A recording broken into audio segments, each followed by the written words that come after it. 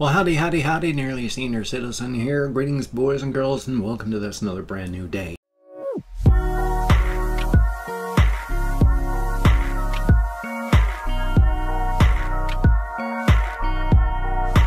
It is 7:16 on Tuesday, the 3rd of July. Indeed, and in my lap, I have a very, very cute little hamster. It is Booga Booga Booga. She was not wrapped up in my shirt, but I had set her on my lap, and my shirt was such that it went down, and then they curl. They can either curl under and turn or curl up, and so it had curled up, and so she went down into the fold of cloth, and so she was inside of the folded shirt at the bottom, and it was really cute because that's where she was, and she was digging in my shirt as I was talking, and then here she is, little Booga Booga Booga. She is an absolute cutie. I wish that my hamsters would face the camera, but they don't. They have anti-camera gyroscopes. I don't know why, but she is a sweetheart, an absolute sweetheart. And she's been so good this morning that I am just going to reward her by putting my little puddle of rodent back into her cage. There we go. She was inside of her little house earlier. Here we go. Because she has a little wooden house that's just a little bit bigger than she is. Primarily it was made for dwarf hamsters, but it works for Syrian. She loves it. And then she's got the big 2-story house where she splits up her time. It's like a vacation house and a main house. On the big 2-story house, that's her main nest. And she spends most of her time there. But in her little vacation home, the little wooden one off to the side there, she spends a lot of time there because there's just enough space. She sunk it down inside of the bedding. And then it's got some openings on the side, and there's just enough room that she goes zoop, and then inside and down, and then she's inside of her little nest down inside of there. And she spends a lot of time down there. It's really cute. They're burrowing creatures. They're burrowing creatures. They like to be underground. They like to be in burrows. They like tunnels. They like tight little enclosed areas. One of the reasons they love tubes, I don't have any, and I don't know why I was pointing back there, but they love tubes like those Habitrail type kits, is because they're like burrows for them. And so they burrow into the ground or travel through tubes. It's really cute. The thing I don't like about the tubes though is because they can get them long with the curves. If they get inside of there and they make, halfway nest or they make a mess, it's so hard to get into there and clean them. Ugh. And then they chew on plastic parts and they tear the things apart, and because they gotta chew constantly. Their teeth are always growing, so they have to chew. And they chew on plastic, they chew on everything. So thumbs up for that. But she is a cutie.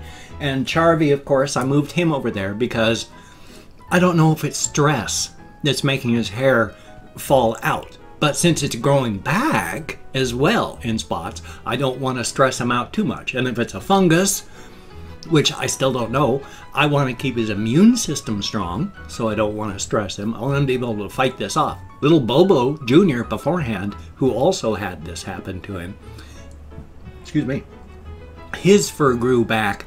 I mean, he lost 99% of his fur. There was just a little bit here, a little bit on his legs. He was a poor naked guy. And then his fur just went boof, and it grew back, and he was a dust mop. He went from no fur to, like, he was just fur everywhere.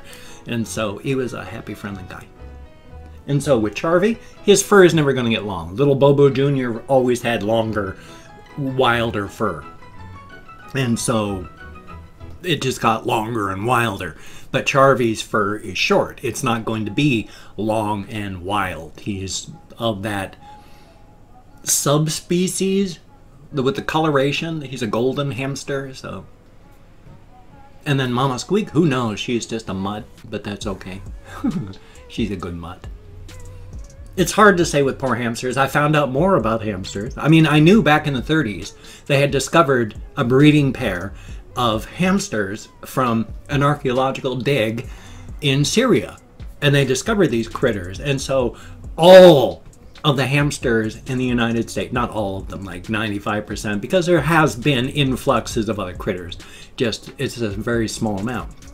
but they're primarily based from these two, and so there's a lot of inbreeding. And apparently what they did was they bred in diabetes to the species to use them as lab animals, and then without doing anything further than that, they would just take the excess ones with their diabetes and then send them out to pet stores and say, these are excellent pets.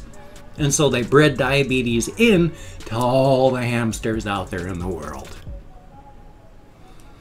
Now, there are hamsteries where they've bred diabetes out and they've cleaned things up, but it's just there is a genetic loss on the poor fellows, which is why so often you'll have a perfectly wonderful, and gosh darn gnats, I'm going to the store today. I'm going to get poison. I'm going to spray outside that window.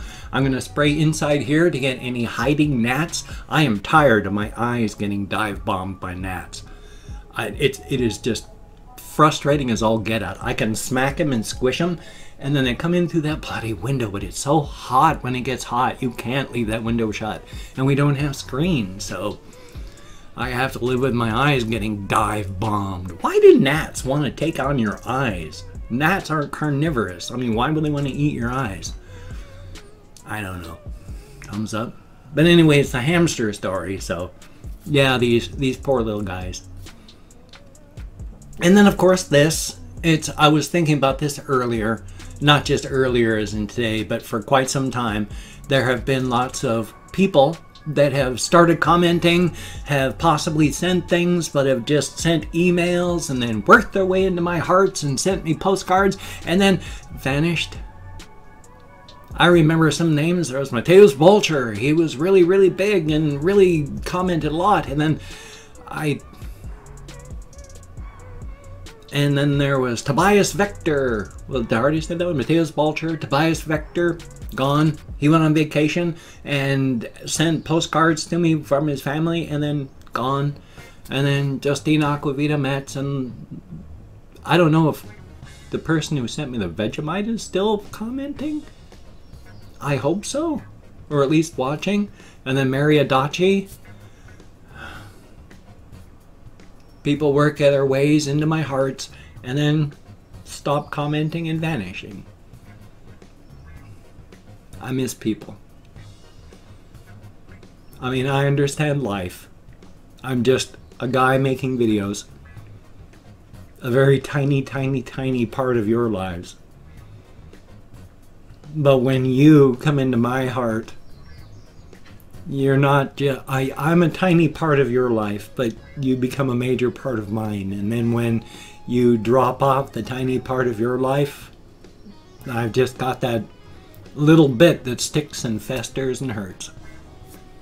Thumbs up, all part of being human. But still, that's the point of this. That's what this is up there. It doesn't sound too positive, I know, but it's just, I miss people.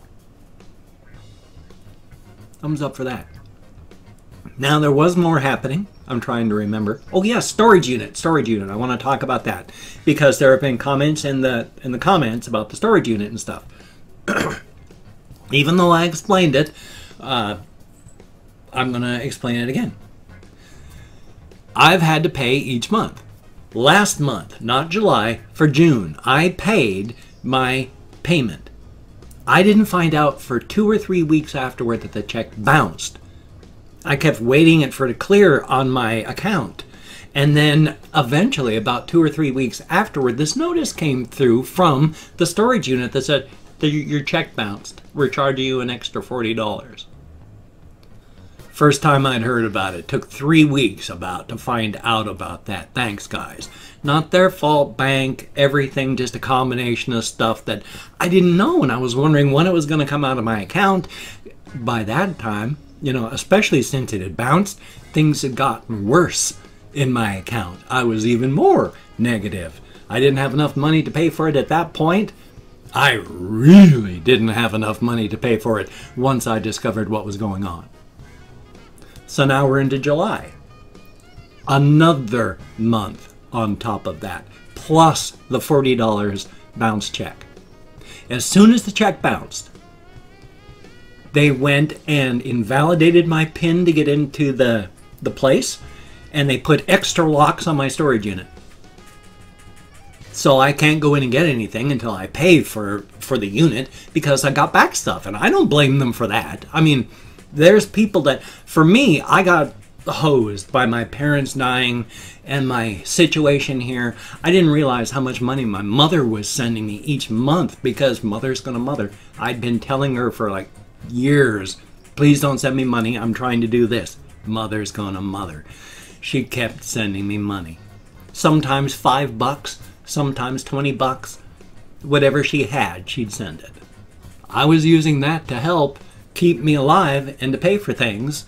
It doesn't pay for much, but if you can spend a little bit of money that you get from your parents on food, that's money you don't have to spend of yours on food. So suddenly, boom, no money to pay for it. Last month, bang, extra locks on there. So I can't get in there to get anything out because I didn't even realize the check had bounced. So everything was closed off. There was nothing I could pay for it. There was no way for me to get into it at that point. Anyway, so no, all my stuff there, locked off. So I can't get to it. As soon as it goes into foreclosure, bam, they lock it off and claim it as their own. And since it's in the contract and you agreed to it, that's the way it is. If you can pay for it, then you can get it back. I went up there yesterday and I said, I can't pay for this. I have been screwed. My parents have died and I have been skirting the edge forever and I can't do it. I'm behind. I didn't even realize there's no way I can pay for this. I can't be the first person this has happened to. What do we do?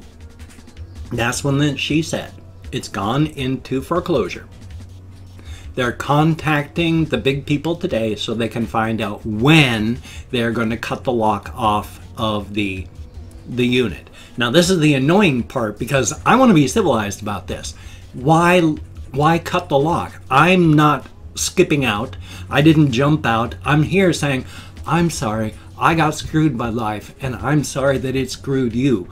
I've got my key here. Let's just open up the lock. You can get into it. Take the stuff. I've got no issues with that. But their official policy is, even if they don't cut the lock off, they're going to charge me for cutting the lock off. Because that's what they do. They cut the lock off. Even if I come up there and I say, here, even if I give them the key and say, here, you don't need to cut it off. Here. In good faith, here's my key. They're going to charge me for cutting the lock off because the policy is we cut the lock off, even if we're not going to, and then we're going to charge you for cutting the lock off, even if we don't. Thanks. So I don't know how much that's going to be.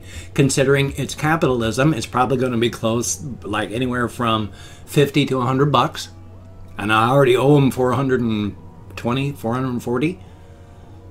So they're going to sell everything that's inside of my storage unit. Now, I wanted that to happen to some degree. The difference is I didn't want it to be this way. There was still my stove in there. I wanted my stove. My wife bought our stove. It's a great stove, an excellent stove. I got like a year or two's worth of use out of it. I've been storing it in there until I could get to it. Now it's gone. I got a curio cabinet in there that I've been keeping for my daughter so that it would be safe so that she could get it when she was older. Don't have it anymore. That curio cabinet was my wife's and now it belongs to the storage unit people because I didn't know my check had bounced, so I couldn't get up there to get anything because I didn't know. There's a whole bunch of little things, just little things, like one van's worth of stuff up there that I wanted to get. And now it doesn't matter. Now it doesn't matter. They're going to cut the lock off. And even if they don't cut the lock off, even if I give them the key, they're going to charge me for cutting the lock off. Even if they just take it right off and then say, here's your lock. They're going to charge me for cutting the lock off. And then they're going to take all of the stuff that was there that I wanted to, the very little things that I wanted to keep. And it's all going to be sold or thrown away. Again, not exactly the way I wanted to do it. And I have been affected much, much, much more strongly up here about this than I thought I would. I've been trying to remember, nothing matters. Nothing matters. And it's true. Nothing matters. Nothing matters in life. There's no point to life. There's no meaning to existence.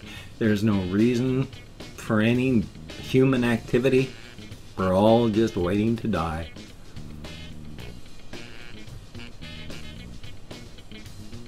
Thumbs up. But I've opened up 24 hours worth of comments in my community tab, and I'm going to go through and I'm going to thank 20 to 25 people for having left me comments. Thank you so very much for having left me comments. That's what I'm thanking you for. I'm not reading the comments right now. I'm going to read the comments afterward. I'm going to thumbs up everyone I read, answer as many as I can, but for right now I'm just thanking you for having left me a comment. Good comment, bad comment, different comment. Thank you for having left me a comment. That's what's important. It's a range of 20 to 25 people I'm thanking because even though I count in American Sign Language on the fingers of this hand with all of my mental issues and physiological stuff, I am bad shape. And of course, as I try to remember what I was going to say, and of course, if I mispronounce a username, no disrespect is intended. I'm an American English speaker. We're good at a lot of things. We're just people. Right now, our government is absolutely horrific, and we're marching towards totalitarianism, authoritarianism, fascism. We're an oligarchy and a plutocracy already, but now it's getting even worse. Now I'm opening up. Karoom, so Ice Damon, thank you very, very much. Chris Jericho, greatly appreciated. White Man in a Native Mind?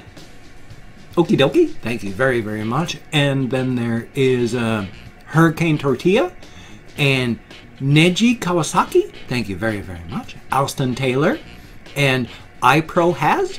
Thank you very, very much. And Tribe of Kings. Kathy Kitzkat, good to see you in the comments too. Stephen Strickfadden, thank you very, very much. And Brian Glenn, thank you very, very much. Maiko 134, thumbs up. And Fukin Donkey. Nobody, thank you very, very much. Closed Curtains, how about that? Steve White, thank you very, very much. Anthony Ornelas, greatly appreciated. H-E-O-J Ara? Hoara? How would it be pronounced? I'm not sure. Thank you very, very much. I'm just sorry I slaughtered your name. Crybaby, greatly appreciated. And Sad Seat, thumbs up and thank you. Daniel Philpott, thank you very, very much. Mario Daniel Arroyo, thank you very, very much. Greatly appreciated. Mama Chell, thumbs up and thank you. Straxion, definitely appreciated. And last but not least, Vazak111, thank you very, very much. Now I'm trying to get this all properly timed in my head. Crybaby made me an intro that I'm quite sure I won't use all the time because that requires discipline and stick-to-itiveness and a plan, none of which I have. So I'm going to use it today, definitely. I've got to make sure I got that 10 to 15 seconds chopped off at the end because it's going at the front. So thumbs up for that. Thank you very much, Crybaby. That is a very, very awesome intro. Again, I can't promise I'm going to use it all the time because my sense of humor is such that I think it's funny to subvert people's expectations, but thank you very, very much. Greatly appreciate it. Thumbs up and thank you. And of course, if you could check out my various links. That's what they are, links. Thumbs up. Wow. Man, English. Well, English, not just English. It was just the use of language altogether. But I got Twitter, Facebook, GoFundMe, Patreon.com, Google+. If you could donate to my GoFundMe campaign or become a Patreon.com patron, that would be very, very cool. I wish I could have had enough donations and patrons to have kept my storage unit, but life is life. Thank you very much for the amounts that you people have donated. Maybe I couldn't keep my storage unit. I got a roof over my head. Thank you very much. It is appreciated. I always keep forgetting this part now. Yes, indeed. And if you can contribute, like one of my Patreon.com patrons, because these are beautiful and awesome people, I gotta remember to do that first and then start rambling. Thank you very much to each and every one of you beautiful and awesome people, for you are beautiful and awesome. But if you cannot donate, or you simply do not donate, I do take all good wishes. I deposit them in the bank of my heart where I draw interest. And if you could toss me a like, I do appreciate all the positive validation I get for my existence. Definitely a thumbs up. And of course, if you could subscribe to the channel, that would be very cool. Greatly appreciated. I would understand if you don't want to, but if you are down with it, I will do my very best to keep you entertained until the day I die and start rotting. And I plan on live streaming from my deathbed too, so thumbs up on that. Yesterday, each and every one of my videos, except for maybe one, I put that collection with that, I have a place in this room, these people are my friends, just like this. I have a place in this room.